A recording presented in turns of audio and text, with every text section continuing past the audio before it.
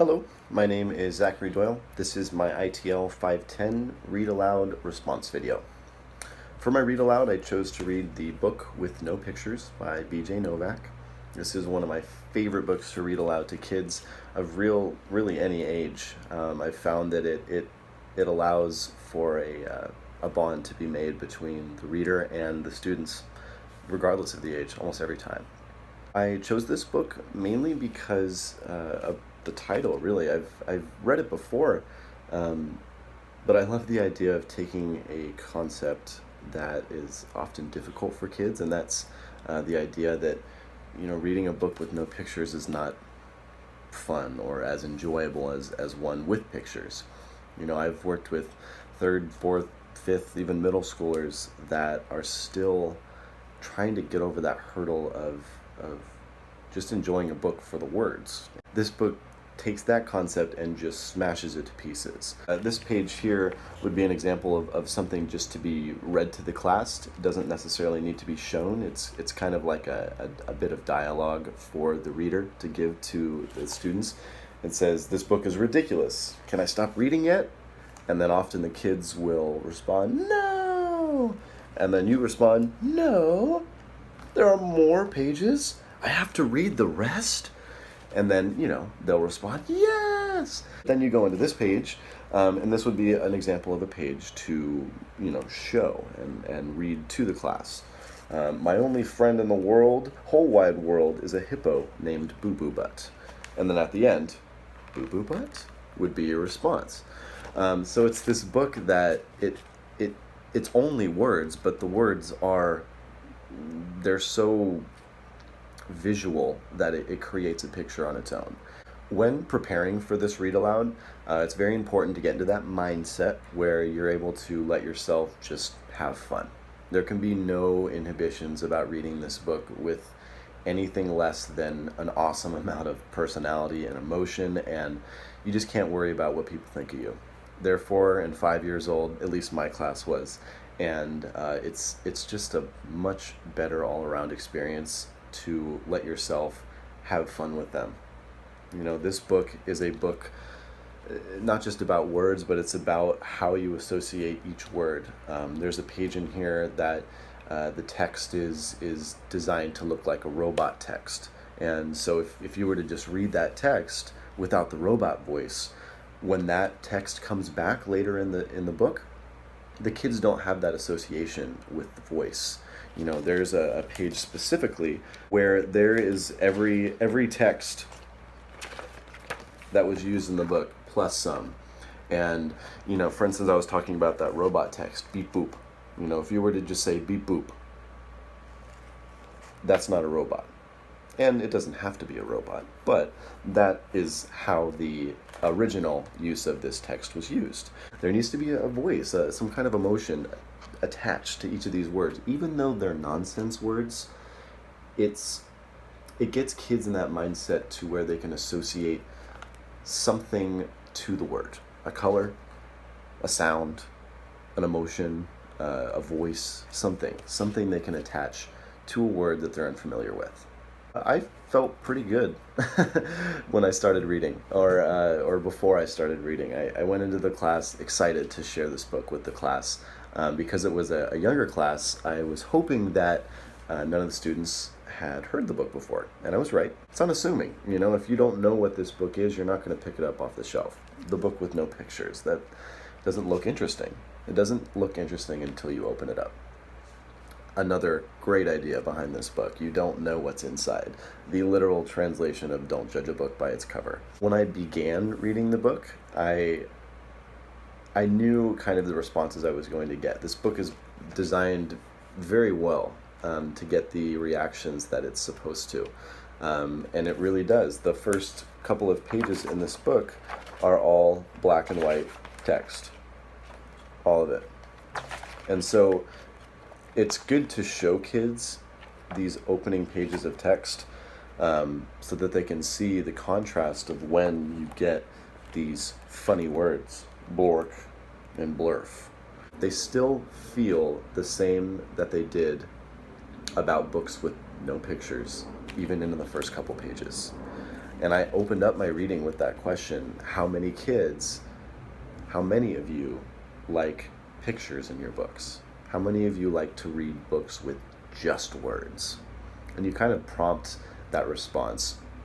Not a lot of kids are going to raise their hand for books with no pictures. And it's great, because this book then again just gets to change their mind. They are so set in their ways for what they like. They like picture books. This book shows them otherwise. While I was reading this, and when we got done with the book, this class reacted perfectly to the book. It's like it could have been its own example video of how to read and how to react, how to get reactions of this book, because these kids were perfect.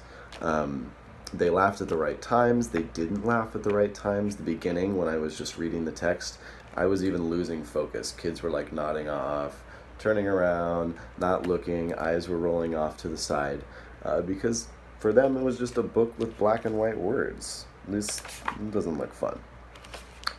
But they stayed with me. As soon as I made that first sound, blurf, you could tell just, why did Mr. D just make that sound? That's not a sound that usually people reading books make. So it forces them. It forces them to use other senses to be focused and be an active listener. The initial reactions of the book, they were excited to get a read aloud. So they were excited initially when they were told, okay, Mr. D's going to come in and he's going to read a book to you guys. Let's be on our best behavior. This is a really cool book. And so I kind of amped that up in the beginning. Like, guys, this is one of my favorite books to read to kids. I love this book. And so they knew that this book was important to me. So I had their attention in the beginning, but then, like I said earlier, I kind of lost it a little bit when you go through the first couple pages. And that's very purposeful. That's how the book's designed. But then you get into those colorful words, and the instant you use those sounds, those crazy bark sounds, they're going to just instantly reel their eyes back in and complete focus. And the book just gets more ridiculous until the very end. And so, towards the middle, during the reading, the laughter was great. They were, calling out. There were actually moments where I had to, all right, kids, we need to hold our voices until the end. Because the reactions I was getting were so enthusiastic. These reactions were just so authentic, and they were getting them just from words and sounds. And after they instantly, as soon as I finished, I said the end at the end, and instantly like, read it again. So we did kind of a speed read where I would follow. I did it much quicker, but I would follow along and show them the words that I was reading, even if they were the ridiculous ones. And after the kids, they just I had one girl call me out because the way this book is designed, the reader doesn't know what he's reading. The back, it says, if a kid is trying to make you read this book, the kid is playing a trick on you. You will end up saying silly things. So after I had read the book, I had a girl raise her hand and say, Mr. D, why did you read that book? I thought you said you liked that book, but this book made you sound silly. And so I thought that was a very intuitive question for a 4-year-old to ask, to remember what I had said in the beginning about how much I liked this book, but then how the book made me seem extra silly. Some of the strengths that I have with specifically the book with no pictures is I do voice acting on the side. It's something that I do as a personal hobby of mine.